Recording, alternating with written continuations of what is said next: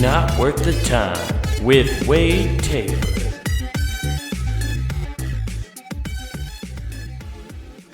Hey, what's going on, everybody? Welcome back to Not Worth the Time. So glad you guys could join me right after your holiday mashup. Did you guys have a good holiday weekend? I don't know why when I say H words, I always do that. Holiday. I always elongate the H for some reason. It's crazy. I don't know why I do that, but whatever. I hope you guys had a good holiday weekend. You know, ate some turkey, had some ham. Everybody did the thing. You did the thing. You did the mashup. You know, you defied the government. This is the most defiant year of all time, right? Because we're all just back to being like kids fighting our parents who are telling us we can't go do stuff. That's what this whole year is, just a giant middle finger to the parent. Just be like, no, I'm gonna have Thanksgiving, which is really funny, considering they're trying to tell us not to gather with family or do anything like that. They're just like, make sure you limit your family interaction. Only your household can have Thanksgiving. And it's just like, no, we're going to have a good, wholesome holiday gathering, which nobody used to want that. Everybody was like, oh, I don't want to go over there today. I just really don't want to go over to that place and hear my family. I don't want to hear Uncle Mark. I wonder if that saved families this year, because there was less arguing and less political discussion. This would be not the year for. Could you imagine if everything got back to normal just in time for Thanksgiving, and Thanksgiving happened under normal conditions after this whole entire year, just the first 11 months, just like the things your crazy uncle would have said, a.k.a. I would have been that crazy uncle saying shit like that. I have some theories. I keep them to myself most times, but I'll throw them out there, you know. You guys know. You've heard me on this podcast. Dude, the most awkward thing when I did family, our family, we did an immediate family thing. So I went to my mom's house. And at 10:30, we decided, they planned this. I had no idea until I got there that we were going to Zoom call all the other family members that couldn't be there. So the extended family. So there was 19 people on one Zoom call. Whew, God, that was a bad idea, guys. But you do that for the grandparents. You do that because they want to see everybody, and they can't. And you can't go over there. Nobody can go over to the grandparents' house this year. So sad. But at least there'll be less grandmothers ran over by reindeers this year. That is for sure. That is 100% statistic. The reindeer death will be down this year. Mark my words. There won't be any reindeer collisions with grandmothers this year. It's going to be a plummeted number. It's going to be down. Those numbers are going to be down just like the flu numbers. I'm telling you guys. You know, that's the one good thing. You know, COVID might get grandma, but she's definitely not getting ran over by a reindeer, which is way more of a painful death in my opinion. I don't know how painful Corona really is, but I can't imagine being hooved to death is any better. But we did this Zoom call, guys, and it was rough. 19 people on one Zoom call is not a fun time. It's not good. I liked how eventually me and my brothers migrated over towards the bar in the basement and just ended up pouring mimosas and talking to each other. Yeah, that's right. I'll drink a goddamn mimosa in the morning on Thanksgiving. That's a festive-ass drink. A mimosa on Thanksgiving Day is super festive because you're going to watch football anyway, so you're just tailgating, and mimosas are the tailgating drink, if anything. It's Bloody Marys, which I don't like, mimosas, and then beer. Those are the three staples of tailgating. So that's what you drink on Thanksgiving because you're just tailgating with your family before you watch the Cowboys, you know. And that's a good Thanksgiving tradition, guys. I'll tell you what, those Zoom calls are going to change the game though, because unfortunately, this is what's going to happen. I can see this precursor now. And I'm sure it's nice. I'm sure a lot of people have been doing it now.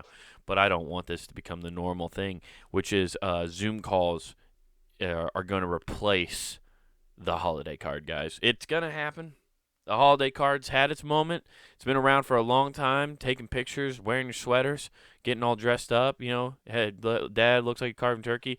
You know this is when the holiday card was on its last leg, is when single women and childless married couples started incorporating their dogs in their holiday cards.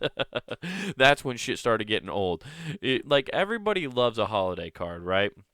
To get a holiday card, I love it. One of my good buddies, he will send me a picture of like their family photo, which has my goddaughter, him, his wife, his son, and it's great. I'm like, dude, that's awesome. I love to see that. I'm like, look at the kids growing. That's great. I put it up on the fridge and everything. I love that. There is something just kind of sad. I know they're trying to be fun and like this is my family, and when someone sends you a picture of the just like a married couple and it's just their dog and they're treating it like the child in the photo, it just is. It's a little sad. I just kind of go, oh, this is depressing a little bit. I don't know why that makes me sad. I think it's just because I know the other people are growing up. Like the dog just looks the same. Like the dogs look the same since 6 months. It's done growing. So you just like you no longer see the progress that the dogs make. Like if they sent me a video, maybe like it's just like they give me a report card. Like, did you teach the dog sit?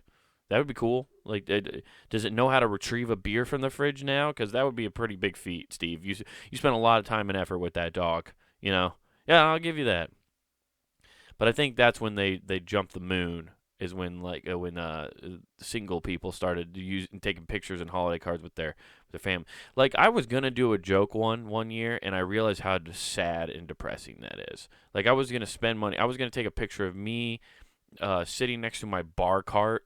It like would just like they just had like a half-drink bottle of scotch next to my Christmas tree, and just sitting there with a Santa hat on and barefoot, and like was gonna write some weird caption about being Merry Christmas from just me. I'm so glad I never did that because, like, to me, like at the time, I was like, "That's super funny," and I still think the imagery of it's kind of funny. But to send that to like just people that I love and like want, to, like, they want me to do well. That is not a picture that screams, "I'm doing fucking great." If I send a picture of me sitting in front of a Christmas tree with just glass of scotch and just like barefoot, people are gonna be like, "I think we need to fucking call Wade and make sure he's okay. I think he's in a deep dark hole." So yeah, that's when they jumped the shark on that. But I think those Zoom calls are gonna start replacing them, which is even more awkward because like I love receiving that photo in that card from my friend every year of his family. It's great. You get to take a moment, realize how lucky he is that he has a family and like they're doing well and they're all healthy. It's fantastic, right? I just don't want it to become a thing where now everybody does a Zoom call. So now I have 14 meetings on Thanksgiving where I have to, or 14 meetings on Christmas or Christmas Day. Like you're just scheduling different time slots throughout all of the 25 days of Christmas. You're just scheduling different Zoom calls, a Zoom call with all of your friends and family. Then I have to actually talk and see, what's nice about getting the holiday card is just them sending me, and I'm like, great, their life's going great, I'm glad. But then they have to ask me about mine. And I don't want to tell anybody about how it's going. It feels weird. I always like even when things are going great, I don't want people asking me how my day is going. I'm just like it's fine, I just have a hard time doing it. And that's my hang up, and I'm working on it, guys. I am working on it. Spent watching that football. We got to see all the ads. Everybody always talks about the ads during the Super Bowl. The new ads for the Super Bowl every year, right? And there's always that's if you're not a sports fan, you should at least watch the new commercials. That's what everybody fucking says. But nobody talks about how, like, on Thanksgiving Day, they just drop all the new Christmas commercials. They're just like, "Ba-dow!" And just throw that shit right out there for you. But this year, man, commercials are wild because, everybody wants to show that they care. Don't you know, guys? Caring is everything these days. We all need to care. Every person needs to be wearing a mask. It needs to look. Every commercial has basically become. Remember, like the whole world can share a Coke commercial, and it's just a bunch of different people, and it's that now, except it's with masks on.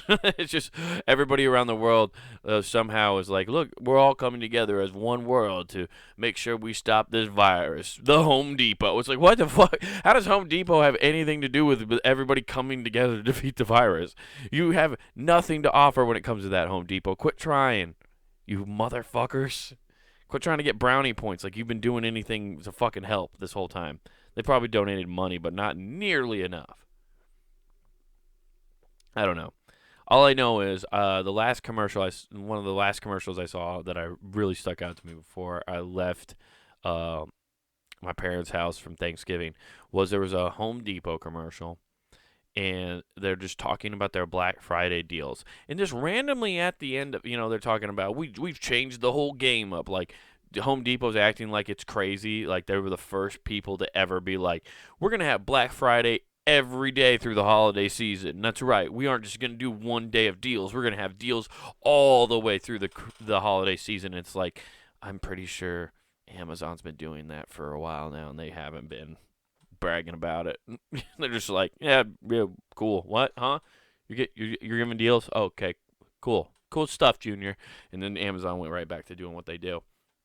Um, but at the end of this, like they're bragging about that, and then showing them like setting up the little stickers that say "Stay 6 feet apart" when you're standing in line that nobody pays attention to. You notice how there's always just like a weird stagger.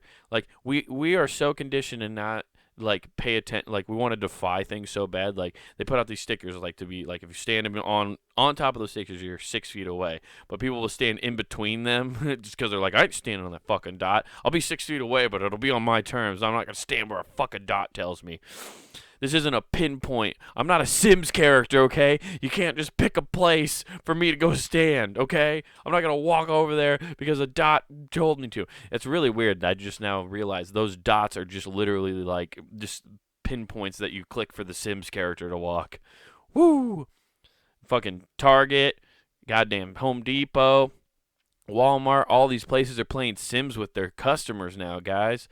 It used to be a little less obvious, they'd have like the aisles and there'd be arrows that point you certain ways, and you didn't feel like you were getting told. You were like, no, I'm making a conscious decision here, and I'm going this way. But now they're straight up telling you where you can and can't be. They're just operating you like cattle. You're just a Sims character waiting to get busted for something dumb. You're going to start walking into a wall. You're going to walk into a wall. Just being an NPC out there. But this Home Depot commercial, guys, gets wild. Because like they're talking about that, and they're showing the plexiglass window thing, and next thing you know, just randomly out of nowhere, the Home Depot is really proud of you. The Home Depot in a commercial told me they were proud of me. Why? That was such a weird statement and weird thing to throw in there. They were just like, the Home Depot, we're proud of you. I'm like, thanks, Home Depot. If I hadn't heard that, I might have gone and killed myself today. I've been trying to win the approval of Home Depot for eternity now. I've been trying so fucking hard to win the goddamn approval of it. And you know what? It was just never, I didn't think it was ever going to happen until this Thanksgiving. And the Home Depot made sure to tell me they were fucking proud of me. And I was like, thank you. Thank you, Home Depot. I don't even want a hug. I just wanted them to say the words, And now I feel better. It's so weird. How do you write that? How do you write that in a commercial and go, yep, this slaps. We're going to tell everybody we're proud of them. That was how many people in a writer's room were like talking and was like, this is a great idea. Yeah, we nailed it, guys. I'm proud of you. I'm proud of you. I'm proud of you. Hey, we should put that in the commercial. You're right. We should tell the customers that we're proud of them, because without the customers, we wouldn't have been inspired to write this commercial, so we're proud of them. Yeah, guys. Whoa, high five. We're proud of each other. Proud. I hope Home Depot, like, you just have to walk around the store as an employee, just high-fiving everybody you say, going, proud of you. Pop.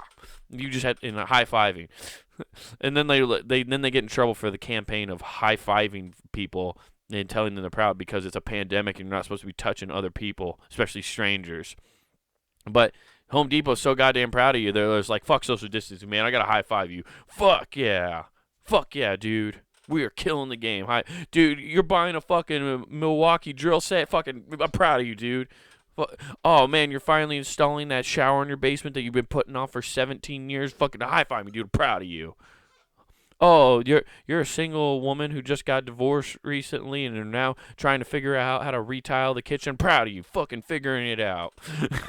They're just always high-fiving everybody and being so proud of you. God, thank you so much, Home Depot. I'm so glad that you were so proud of everybody. You wanted to make sure we knew. And this is why I always go to Menards, guys. Fuck Home Depot. Always been a Menards guy. And I know if you listen to this outside the Midwest, you probably don't know what Menards is. And that's fine. But it's the best. That's right. I had to go there the other day. I always forget, like, I don't get to go to Menards very often anymore.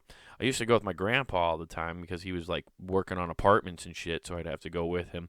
Which, like, people, like, kids used to get excited to go to like toy stores and shit, right? Like you get like I'm gonna go to a toy store and get a action figure or a new game or whatever. You think you'd be excited for that? Not me, dude.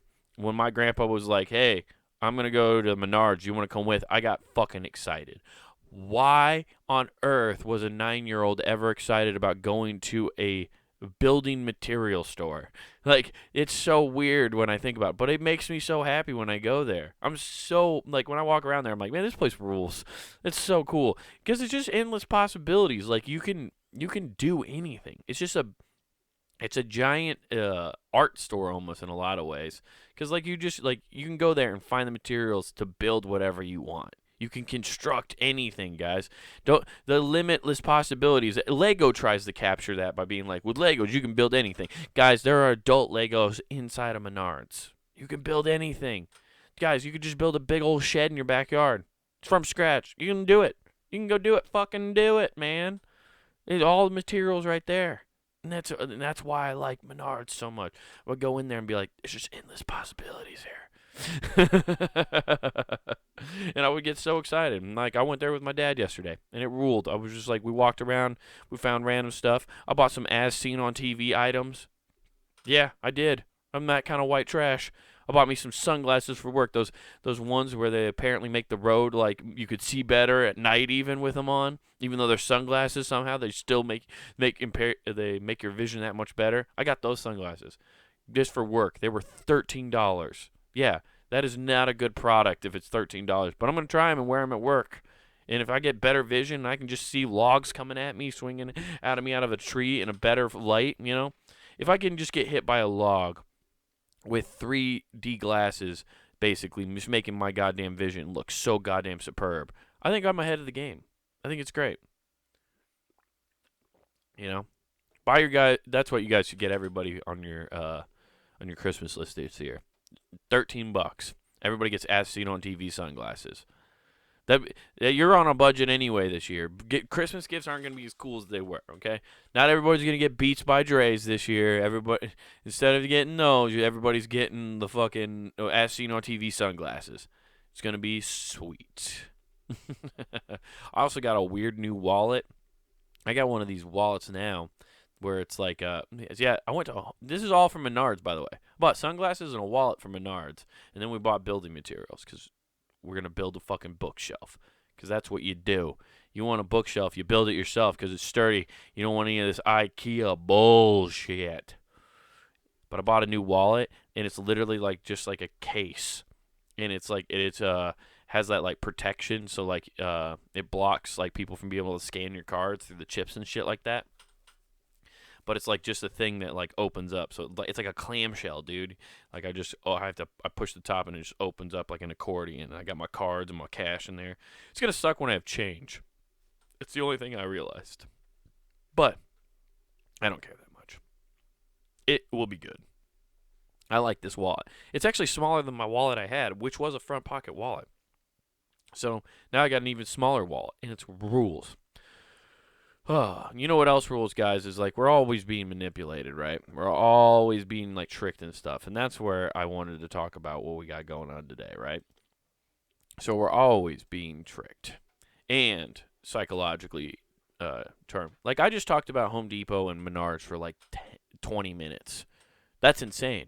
And that's because advertising fucked me up. This all started because Home Depot told me they were proud of me. And here we are, guys, and you've listened to this now.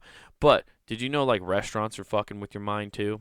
Yeah, turns out. They're here are the 8 psychological tricks of restaurant menus. Yeah, not even just the people. It's the restaurant menu. This is from 2016. So this is back, when you could actually, like, just, like, go to things and do stuff like a normal human being.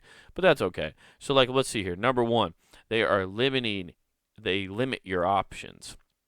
The best menu accounts for psychological theory known as the paradox of choice, which says that the more options we have, the more anxiety we feel. Super true. That's why you see, like, when you go to that's why diners rule. Like, every diner rules because you don't have to worry about, like, the number of choices. Every diner has the same, like, 9 things, and that's it. And you know what you like out of those 9 things, and you get those. There's nothing worse than going to, like, a place that has just a shit ton of options. Like, anytime I go to a fancy restaurant and they have, like, a giant menu, I'm just like, why are there so many things here? Why this? And they're all expensive. This is fucking ridiculous. So limiting your options is one. But let's see here. Some restaurants have lost sight of this rule. For example, McDonald's intentionally serves just a few items, but now offer more than 140 options. Dude, I didn't know McDonald's had 140 options. Did you guys know that? I know like 9 things on the McDonald's menu. I know exactly what I get. I'll tell you guys my McDonald's order right now, and it's bad. Anytime I go get McDonald's, it's a problem. I'll go there and be like, hey, McDonald's, I would like a 10-piece nugget meal with buffalo sauce, large with a sweet tea, and also give me 2 McDoubles plain. That's a gross order of food, guys, and I eat that all in one sitting. You should not eat that in one sitting. That is a terrible thing. Don't do that. Do as I say, not as I do on eating McDonald's. Let's see. Yet, change revenue fell by 11% in the first quarter of 2015. As we complicate menus, we are actually doing more torment to our guests, says the restaurant consultant Aaron Allen. When the guest leaves, they feel less satisfied, and part of it comes down to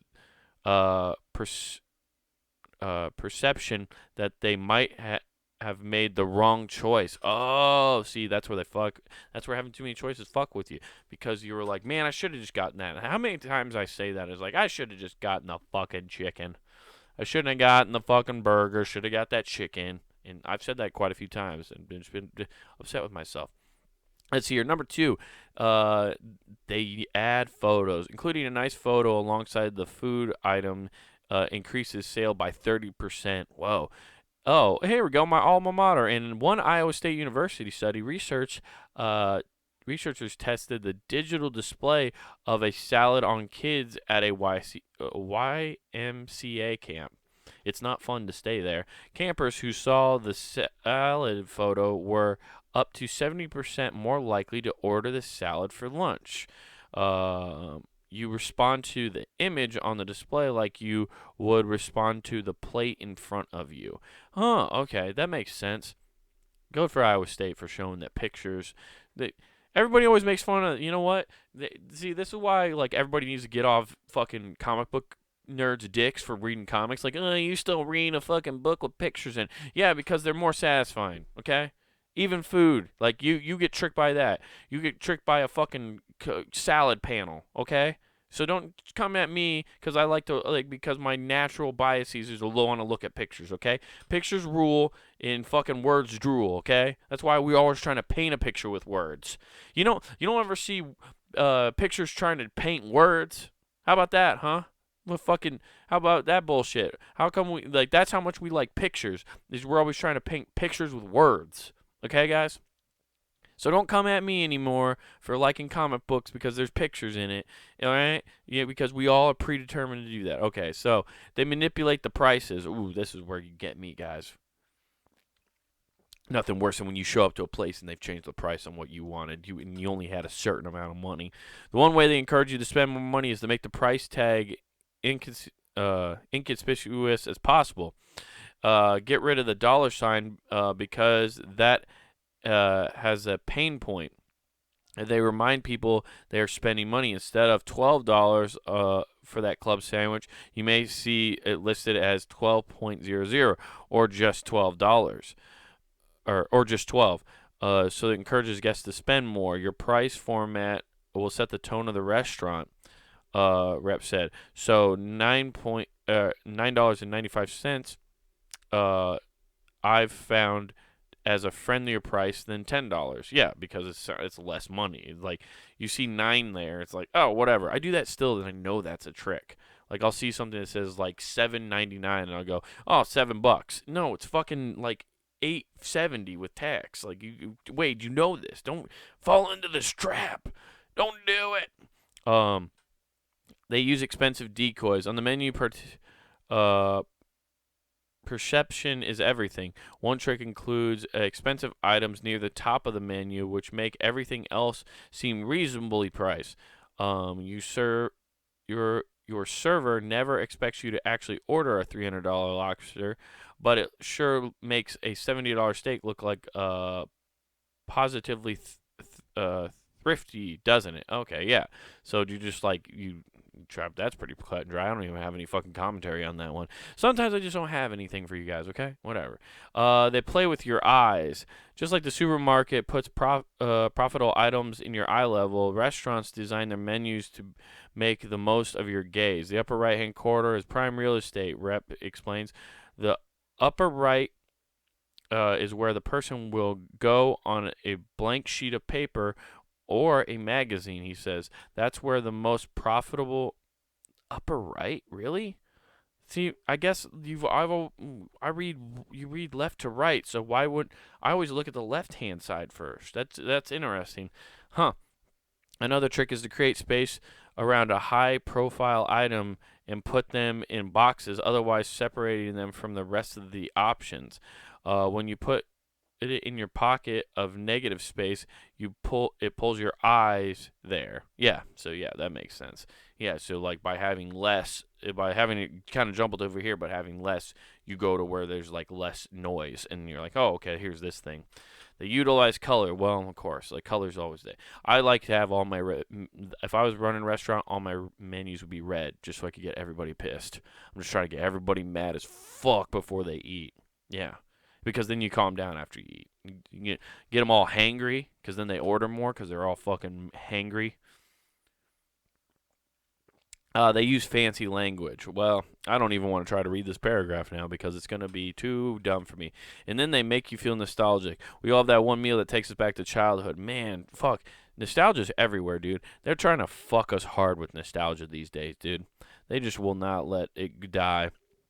But, see, everybody's out here trying to trick you guys. So just remember, you don't have to put up with that. But you know what you should put up with and definitely go over and check out? That's punandgame.com. That's right, punandgame.com, where you can find this podcast every other Monday, guys. That's why you listen to it, and we love you that you listen to it. I love that you listen to this podcast. I don't know why I said we there, because nobody else works on this podcast but me. It's just me, guys. I'm the one doing this.